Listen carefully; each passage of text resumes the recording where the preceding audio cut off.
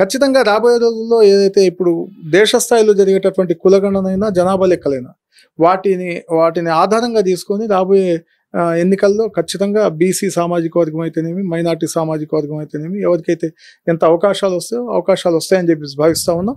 ఇప్పుడైతే 23లో జరిగినటువంటి తప్పు మళ్ళీ కాంగ్రెస్ పార్టీలో జరగదు. అట్లాగా జావేద్ గారు, మీరు మీతో పాటుగా ఇంకొంతమంది సీనియర్ నాయకత్వం కష్టపడ్డది. ఏదైతే 23 ఎన్నికల సందర్భంగా చాలా గట్టిగా నిలబడి అప్పటిదాకా కాంగ్రెస్ పార్టీని భుజాల మోస్తూ ముందుకు వెళ్ళిన నాయకత్వం చాలా మంది ఉన్నారు. అయితే శ్రీనివాస్ రెడ్డి గారి జాయినింగ్ కానీ, తుమ్మల నాగేశ్వరరావు గారి జాయినింగ్ కానీ, జాయిన్ అయిన తర్వాత ఏదైతే కాంగ్రెస్ పార్టీ కోసం జిల్లాలో పనిచేసే నాయకత్వం ఉందో వాళ్ళంతా ఏమైపోయినట్టు? ఇప్పుడు రాబోయే రోజుల్లో ఖచ్చితంగా అవకాశాలు కల్పిస్తారని నమ్ముతా ఉన్నాం. కాంగ్రెస్ పార్టీ కమిటెడ్ కార్యకర్తగా మేమేం కాంగ్రెస్ పార్టీని వదిలిపెట్టిపోయే వాళ్ళం కాదు. ఎప్పటికీ ఎన్ఎస్వై యూత్ కాంగ్రెస్ కొత్తగా జాయిన్ అయ్యే వాళ్ళు మళ్ళా ఉండొచ్చు, ఉండకపోవచ్చు. ప్రభుత్వం మారితే అధికారం కోసం పోయే వాళ్ళు వేరు. ఈ దేశానికి స్వాతంత్రం తీసుకొచ్చినటువంటి పార్టీ కాంగ్రెస్ పార్టీ. ఆ పార్టీ సిద్ధాంతాన్ని నమ్మి పార్టీ ప్రభుత్వంలో ఉన్నా లేకపోయినప్పటికీ పార్టీ ప్రజల కోసం పనిచేయాలనేటటువంటి మా రాహుల్ గాంధీ గారి ఆలోచన మేరకు ఖచ్చితంగా మేమందరం పనిచేయడానికి సైనికులుగానే ఉంటాం. దానికి ఏమి ఇబ్బంది లేదు. వచ్చేవాళ్ళు వస్తూ ఉంటారు, పోయేవాళ్ళు వాళ్ళకు ఇక్కడ కుదరకపోతే ఖచ్చితంగా వాళ్ళు వెళ్తారు కూడా, అది ఎవరైనా కావచ్చు. అండ్ మరి కొత్తగా వచ్చిన నాయకత్వం వాళ్ళు ఎమ్మెల్యేలు అయ్యారు, ఎంపీలు అయ్యారు, మంత్రులు అయ్యారు. వాళ్ళంతా కూడా మరి మీలాంటి సీనియర్ నాయకత్వాన్ని, కార్యకర్తలతో ఉన్న నాయకత్వాన్ని ఇప్పుడు మీరు ఎవరు అభ్యర్థులైనా కూడా వాళ్ళని గెలిపించుకోవడం జరిగింది.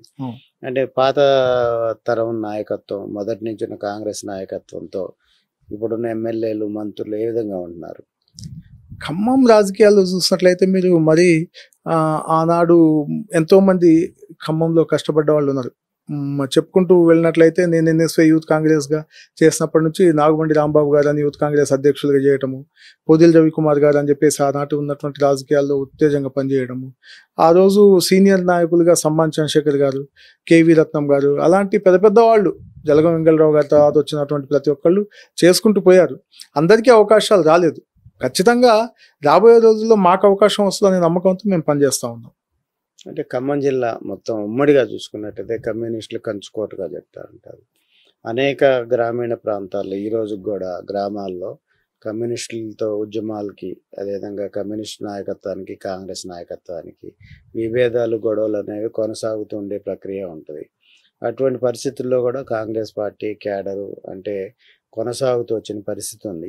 ఇప్పుడున్న పరిస్థితుల్లో కమ్యూనిస్టులకి కాంగ్రెస్కి మధ్య ఎలా ఉంది?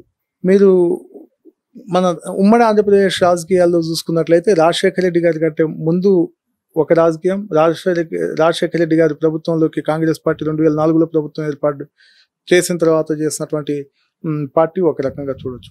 మీరు కమ్యూనిస్ట్ భావాలతోనే కాంగ్రెస్ పార్టీ పనిచేస్తుంది కాబట్టి ఆనాటి ఏదైతే రోడ్ల మీదకి వచ్చేసి మాకు ఇండ్లు కావాలి, మాకు స్థలాలు కావాలి, మాకు పొలాలు కావాలని చెప్పేసి అయితే ఉద్యమాలు సిపిఎం సిపిఐ పార్టీలు చేస్తూ ఉండేవో 2004లో చూసుకున్నట్లయితే మీకు 70,000 కోట్ల రూపాయల రుణమాఫీ ఏకమొత్తంగా భారతదేశం వ్యాప్తంగా రైతుల కోసం చేయటము, దానివల్ల రైతు ఉద్యమాలు ఆగిపోయింది. ఆ రోజు నుంచి చూసుకున్నట్లయితే మీరు రైతు కూలీలకి సంబంధించి ఎంఎన్ఆర్ఈజిఎస్ కార్యక్రమం పెట్టడము, తర్వాత రైట్ టు ఇన్ఫర్మేషన్ యాక్ట్ పెట్టడము, ఈ రకమైనటువంటి 2004 మన్మోహన్ సింగ్ గారి ప్రభుత్వంలో, సోనియా గాంధీ గారి నాయకత్వంలో ఉన్నటువంటి ఆ రోజు ఇక్కడ రాజశేఖర రెడ్డి గారి నాయకత్వంలో 2004 కంటే ముందు సిపిఎం సిపిఐ పోరాటాలు ఉండేవి.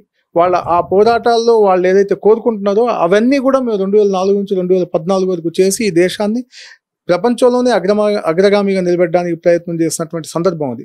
కాబట్టి సిపిఎం సిపిఐ పార్టీల యొక్క ప్రభావం తగ్గిపోవటం జరిగింది.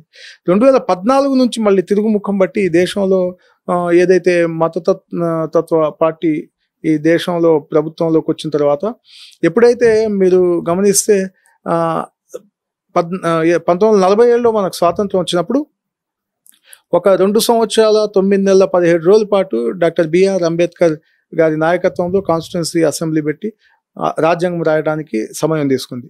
ఆ 2 సంవత్సరాల 9 నెలల 17 రోజుల పాటు కూడా ఆనాడు ఉన్నటువంటి జనసంఘ అయితే బీజేపీ, ఆ రోజు ఉన్నటువంటి పార్టీ నాయకులు ఎవరైతే వాళ్ళు ఉన్నారో వాళ్ళు ఏం చేశారు, ఒక 78 సంవత్సరాల వృద్ధుడు మహాత్మా గాంధీ గారు ఎవరిని కొట్టలేడు, ఉరకలేడు, ఎవరిని ఏమంటానికి కూడా ఆస్కారం లేనటువంటి వ్యక్తిని చంపారంటే ఆ రోజు ఉన్నటువంటి పరిస్థితి, గాడ్సే గారి చేతుల్లో చనిపోయాడంటే ఆ రోజు ఆయన ఆలోచన విధాన్ని చంపడానికి ఏదైతే ప్రజాస్వామ్యం ఏదైతే ఇప్పుడున్నటువంటి రాజ్యాంగం లేకుండా చేయడానికి వాళ్ళు ప్రయత్నం చేయడం జరిగింది. వాళ్ళని ఆపి 2 సంవత్సరాల 9 నెలల 17 రోజుల పాటు కష్టపడి ఆ రోజు 300 మంది సభ్యులతో రాజ్యాంగం రాయటం జరిగింది. ఆ రాజ్యాంగానికి అనుగుణంగా 2014 వరకు ప్రభుత్వం పాలన చేస్తూ ఎస్సీ, ఎస్టీ, బీసీ, మైనార్టీలు అందరూ కలిసి ఎక్కడన్నా రెస్టారెంట్కి వెళ్తే ఒక టేబుల్ మీద కూర్చొని తినేటటువంటి పరిస్థితికి భారతదేశం తీసుకురావటం, గుండు సూది కూడా తయారు చేయలేనటువంటి పరిస్థితి నుంచి పెద్ద పెద్ద మిసైల్స్ ఇవాళ అంతరిక్షంలోకి పంపించేటటువంటి కార్యక్రమాలు చేయడం ఇవన్నీ కాంగ్రెస్ పార్టీతో సాధ్యమైంది. 2014 వరకు ఏదైతే ఏర్పాటు చేసినటువంటి వ్యవస్థలు, సంస్థలు ఉన్నాయో వాటన్నిటి మీద ఆధిపత్యం వహించి ఈనాడు ఉన్నటువంటి బీజేపీ పార్టీ ఏదైతే ఆ రోజు వ్యవస్థల్ని ప్రభుత్వ ఉద్యోగాల్లో యువకులకు అవకాశాలు కల్పించాలని ఏర్పాటు చేసినటువంటి వ్యవస్థలని అన్నిటిని కూడా అదానీ, అంబానీకి అప్పచెప్తూ ఆనాడు ఉన్నటువంటి అన్ని రకాల అవకాశాలని ఒక్కొక్కటిగా తగ్గించేస్తూ మైనార్టీల మీద వివక్ష చూపించు